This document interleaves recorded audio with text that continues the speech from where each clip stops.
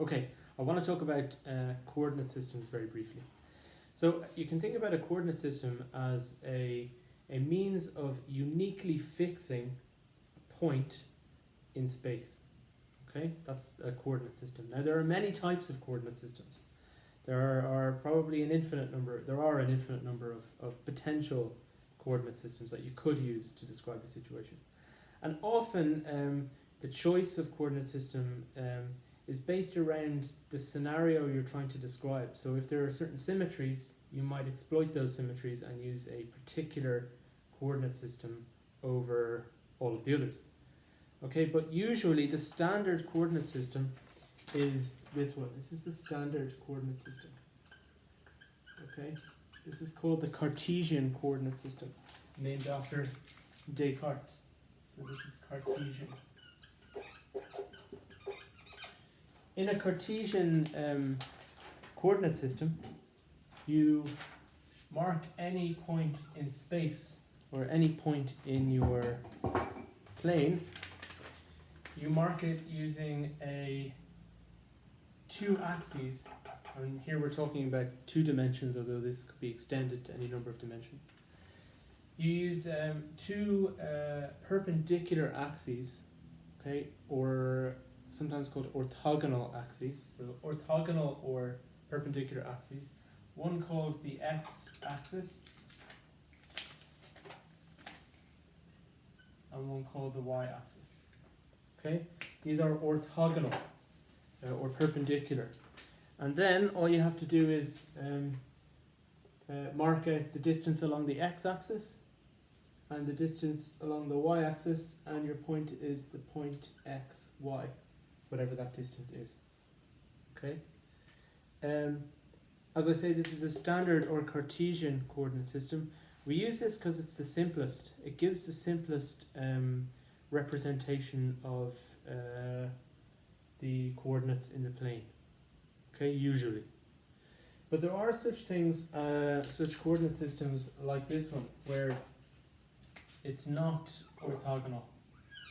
Okay, these are called skew coordinates, where you're dealing with, still you have straight lines.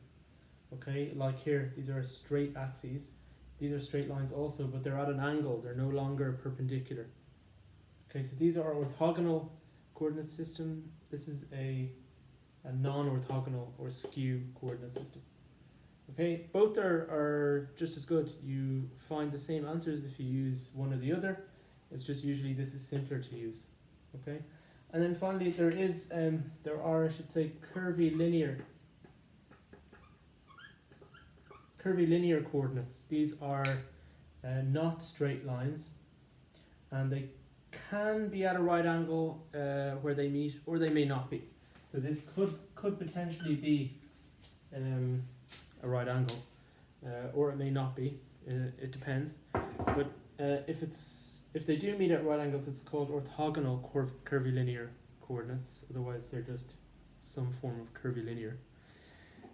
But these will become more important as we move forward through the course, because these coordinate systems where you have orthogonal axes flat on the plane, these are useful for describing flat geometry. But when it comes to warped geometry, like the geometry in Einstein's general relativity, then you find that curvilinear coordinates are better. Okay, but we can take a simple case to highlight curvilinear coordinates that you might be familiar with. So polar coordinates are actually curvilinear coordinates. Okay, for the reason that they're not straight lines. Okay, if you think about it, this point x, y can also be represented as having a distance, as being a distance from the origin called the pole. Okay, and being a distance r, say, and at an angle theta. Okay, but if you draw out these axes the same way we've drawn these, it would look like this. Here's the pole, and then you would have concentric circles. So you'd have concentric circles around the pole, and then say this point is roughly up to the right, so it would be somewhere here, say. Okay, instead of being given by the coordinates x, y along the orthogonal axes, you could label this as being some distance away from the pole r and some angle theta. Okay, so polar coordinates which you may or may not be familiar with, polar coordinates are curvilinear coordinates because the concentric circles are not straight lines. But these are actually orthogonal curvilinear coordinates because at every point the line R meets at a right angle with the circles. Okay, so this is just a very quick introduction to coordinate systems. It will become important a bit later on.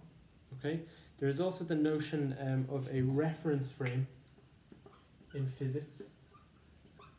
A reference frame. This is the frame or the coordinate system which an observer uses, and obviously different observers will have different reference frames because all sorts of dynamic things are happening in the world. So one observer might be moving, one observer might be 100 miles over in that direction. Okay, so different observers might have different coordinate systems. We call these reference frames in the context of physics, and we'll be coming back to this relatively soon.